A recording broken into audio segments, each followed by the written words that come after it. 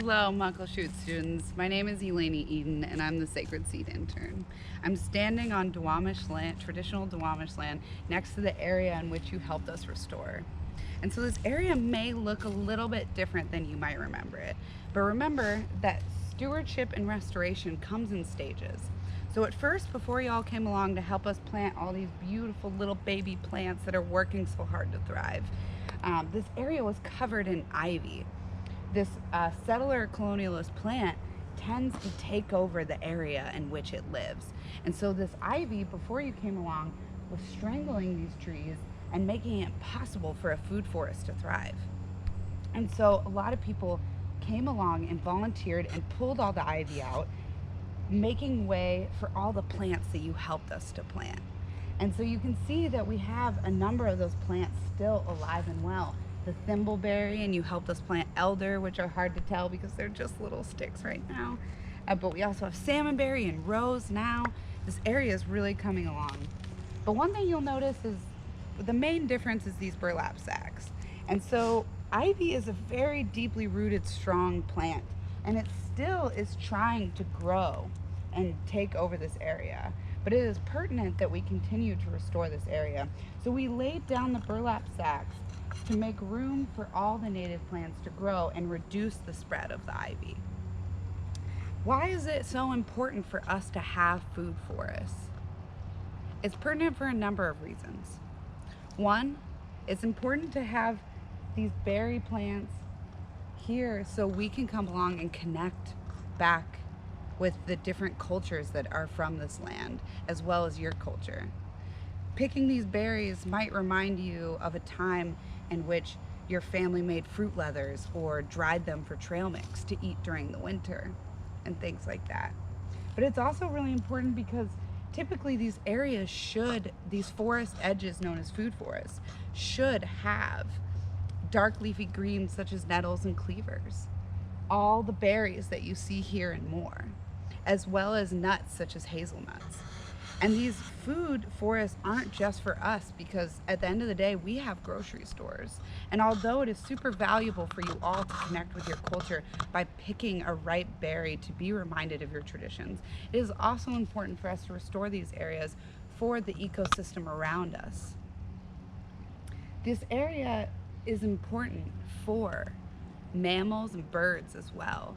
And so as we continue to restore this forest edge, we will see more mammals and birds coming back into the area because with food brings life.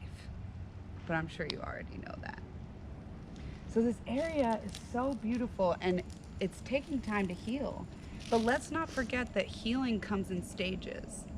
Healing within ourselves and healing the land comes in stages, and there's always going to be unforeseen hurdles that we can't predict, but we can adapt and we can work towards restoring the land as well as ourselves. So some unforeseen hurdles that we saw this summer were like the heat wave and the smoke, which aren't traditionally healthy for the plants of the food forest, although the smoke tends to help like our pines and things like that.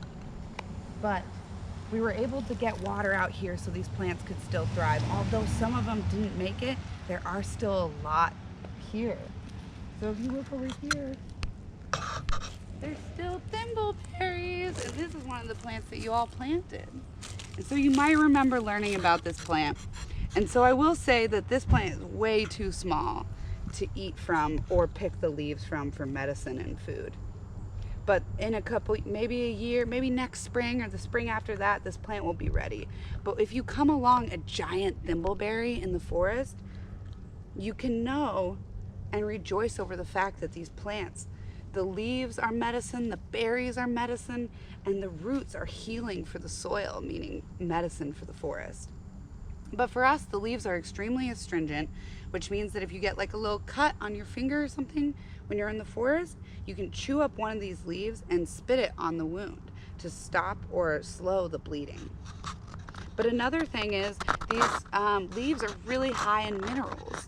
So you can add it to your water, a cold brew, cold water or hot water steeping for 5 to 10 minutes, which will release the minerals, making it kind of like nature's Gatorade or something like that.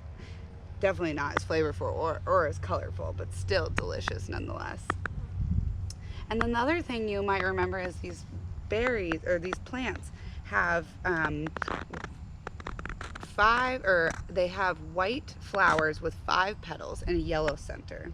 And once those flowers bloom, the pollinators come along to pollinate the flowers, and then they will soon turn into a white translucent berry, which we'll know is ripe when it turns red.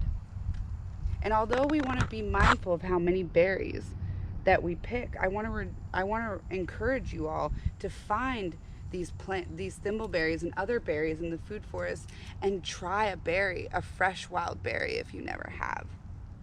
Because these berries are full of antioxidants, and antioxidants are important for our body because they're free radical scavengers, and those free radical scavengers are known free radicals are known as pollutants, right? So pollutants coming from our water and our food and things that are out of our control.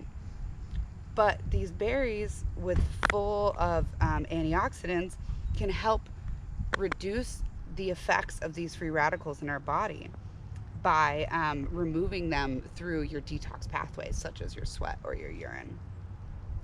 So this area may look a little sad right now, but healing is beautiful in its own way. Healing the land is beautiful. Healing yourself is beautiful. It just takes time. And so I want to encourage you all to think back to that moment in which you stood on this ground and you dug your hands into the soil, turning it up so you could help plant these plants. Remember that feeling. Remember. Because I want to continue to encourage you all to be stewards of the land and go out and pull ivy and go out and pick a berry.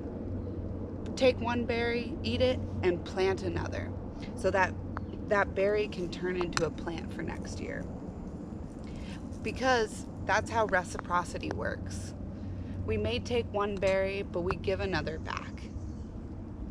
Thank you all for helping us so much with this land. I will continue to send you updates as this land heals, and I can't wait to hear about all the wonderful restoration and stewardship that you all do. Have a beautiful day.